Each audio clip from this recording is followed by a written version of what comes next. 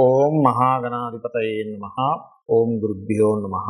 ఓం శ్రీమాత్రే నమః.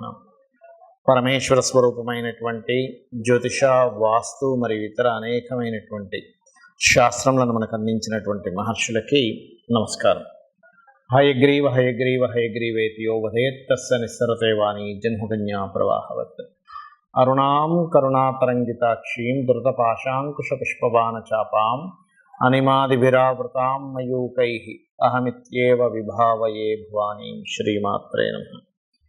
ప్రేక్షకులకి ఆ లలితాంబిక అమ్మవారి యొక్క అనుగ్రహం పరిపూర్ణంగా కలగాలని మనస్ఫూర్తిగా కోరుకుంటూ మనం ఈరోజు చెప్పుకోబోయే టాపిక్ ఏమిటి అంటే, ప్రస్తుతం ఉన్నటువంటి గోచార గ్రహాలు ఏవైతే ఉన్నాయో కాస్త అగ్రెసివ్ కలిగించేటువంటి ఫలితాలు ఇచ్చేటువంటి దాంట్లో ఉండడం వల్ల మనం ఆల్రెడీ డిసెంబర్ జనవరిలోనే ప్రిడిక్షన్ ఇవ్వడం జరిగింది. అదేదో మన గొప్పతనం కాదు. అంటే మనకి మహర్షులు అందించిన దాని పరంగా కుజుడు రాహు కానీ, కుజుడు శని కానీ, రవి రాహు కానీ కలయికలు ఉన్నప్పుడు గందరగోళమైనటువంటి పరిస్థితులు ఉంటాయి. గొడవలు, పోలీసులు, అరెస్టులు, లేకపోతే ఇట్లాంటివి ఉంటాయని చెప్పడం జరిగింది. పాత వీడియోలోకి వెళ్తే మీకు కనబడుతుంది చాలా స్పష్టంగా. అయితే ఇది చాలామంది అడుగుతుంది ఏమిటంటే, నన్ను ఏమండి మరి ఈ కాంబినేషన్ ఎప్పటి వరకు ఉంది, దీనికి మా రాశి వారు ఏదైనా చేసుకోవాలా అని ఎవరికి వాళ్ళు అడుగుతూ ఉన్నారు నాకు. అయితే దీనికి మరి ప్రతి లగ్నం తెలియని వారు రాశివారు ముఖ్యంగా జూన్ 1వ తేదీ వరకు ఈ కాంబినేషన్ ఉంటుంది. జూన్ 1 వరకు గుర్తుపెట్టుకోండి. కాబట్టి ఈ జూన్ 1 వరకు ఎటువంటి జాగ్రత్తలు తీసుకోవాలి, ప్రతి రాశి వారు ఏ పరిహార మార్గం చేసుకోవాలనేటువంటి విషయం మనం ఇప్పుడు తెలుసుకుందాం. కన్యా లగ్నము, కన్యా రాశి. సహజంగానే కన్యా వారికి మీకు లగ్నంలో కేతు సంచారం జరుగుతుంది. ఇది కొంత ఆటంకాలని, కొద్దిగా వైరాగ్యాన్ని ఇస్తుంది. కాకపోతే మీరు సహజంగా మీకు 6వ స్థానంలో శని నుండి అక్కడ కుజుడు చేరినందుకు ఇది కొంచెం పరాక్రమ యోగాన్ని కలిగిస్తుంది. పరాక్రమ యోగం, విదేశీ వివాహ యోగము, సప్తమంలో రాహు ఉన్నది. కాకపోతే ఈ పరాక్రమ యోగము, విదేశీ వివాహ యోగానికి పర్టికులర్గా కుజుడు వచ్చి కనెక్ట్ అవుతున్నాడు.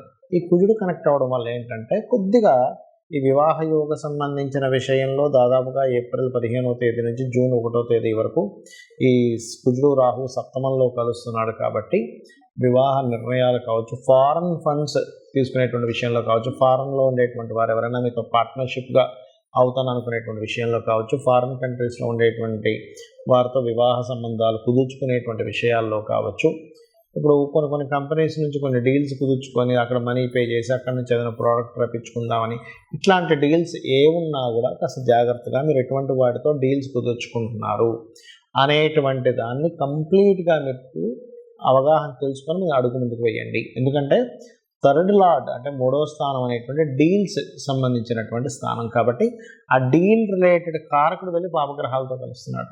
కాబట్టి ఎవరితో మనం ఎటువంటి డీల్స్ కుదుర్చుకుంటున్నాము, అగ్రిమెంట్స్ ఏం చేస్తున్నాము, వాళ్ళ కండిషన్స్ ఏమున్నాయి, టర్మ్స్ అండ్ కండిషన్స్ వాళ్ళకి ఫేవర్గా పెట్టుకున్నారా, మనకి ఏమైనా కొద్దిగా అయినా ఫేవర్ ఉందా లేదా, ఇవి ఖచ్చితంగా మీరు చూసుకోవాలి, గుర్తుపెట్టుకోండి. ఎందుకంటే బుద్ధికారకుడైనటువంటి బుధుడికి సంబంధించిన లగ్నం మీది, అక్కడ కేతు సంచారం జరుగుతుంది. కేతు అనేటువంటిది ఏంటంటే చిత్ర విచిత్ర గ్రహం. ఒక్కోసారి మన బుద్ధి మనం ఒక్కోసారి అయ్యో నేను ఇలా ఆలోచించాను ఏంటి అనేటువంటి భావన కలిగిస్తూ ఉంటుంది. కాబట్టి ఈ యొక్క విషయాల్లో జాగ్రత్తగా ఉంటూ, ప్రత్యేకంగా మీరు నవగ్రహాల్లో కేతువు, శని, రాహువు, కుజుడు ఈ గ్రహాల దగ్గర కనుక మీరు దీపారాధన కనుక చేసినట్లయితే మీరు ఏదైతే అనుకుంటుంటారో, ప్రత్యేకంగా మీ కాంబినేషన్ ఏదైతే ఉందో ఈ కాంబినేషన్స్లో ఉన్నటువంటి అగ్రెసివ్ ప్లానెట్స్కి సంబంధించినటువంటి ప్రభావం తగ్గుతుంది. ఇది మెయిన్గా గుర్తుపెట్టుకోండి.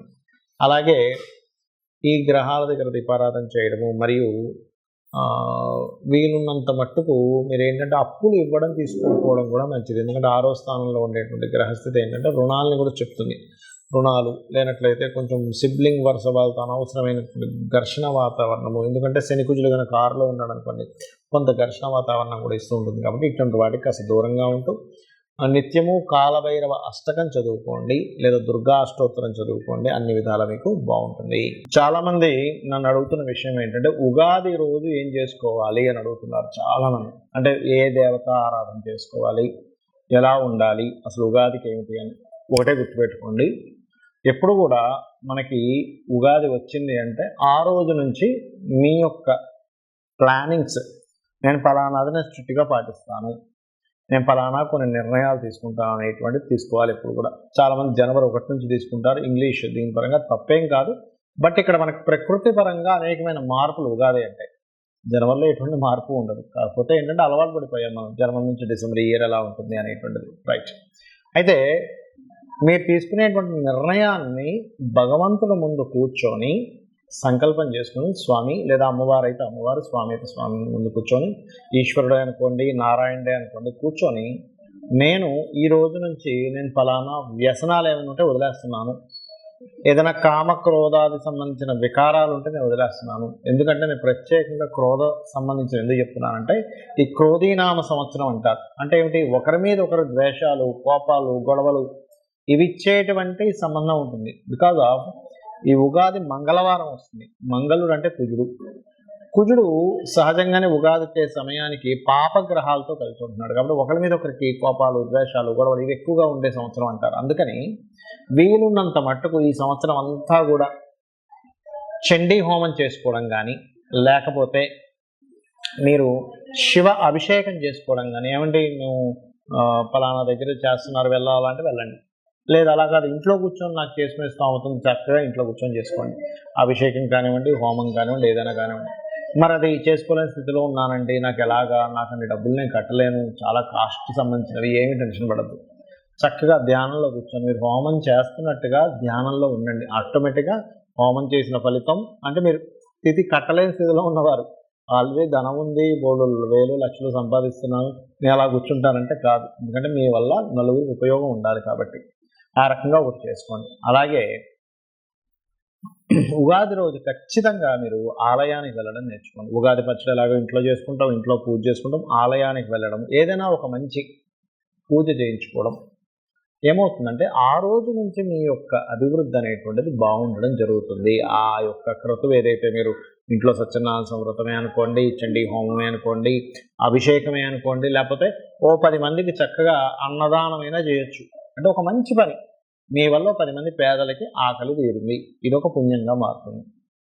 ఇక్కడ ఇంకొక విషయం చెప్తానండి. ఏమిటంటే ఇప్పుడు వరకు మనం చెప్పుకున్నాం కుజరాహువులు, కుజశనులు ఈ కాంబినేషన్ వల్ల కొంచెం జాగ్రత్తగా ఉండాలి జూన్ 1 వరకు అని.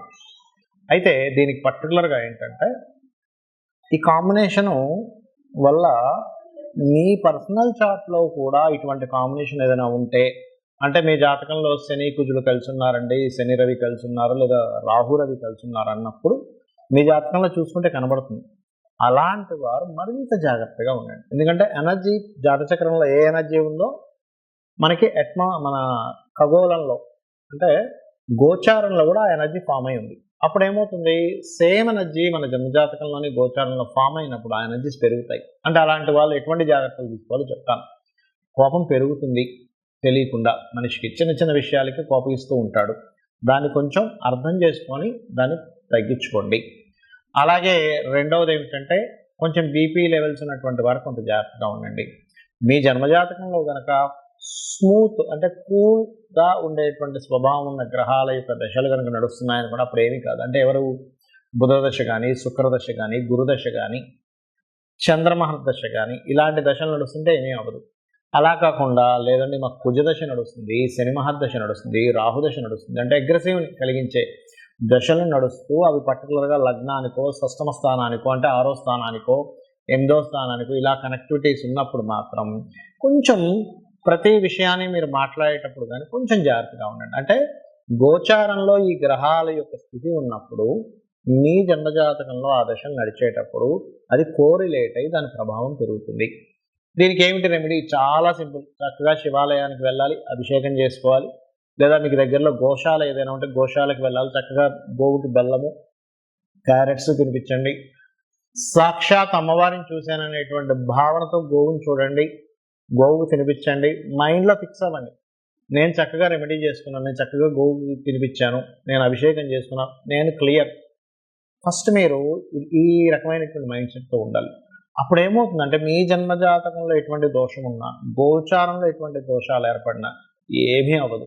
ఫస్ట్ మీరు నేను అమ్మవారి పాదాలు పట్టుకున్నాను, అమ్మవారు నాతో ఉంది, నాకు ఏమీ కాదనేటువంటి భావన మీలో రావాలి. అలా చేసుకుంటూ మీరు ఈ సంవత్సరం అంతా కూడా బాగుండాలని మనస్ఫూర్తి కోరుకుంటూ శ్రీమాత్రే నమః.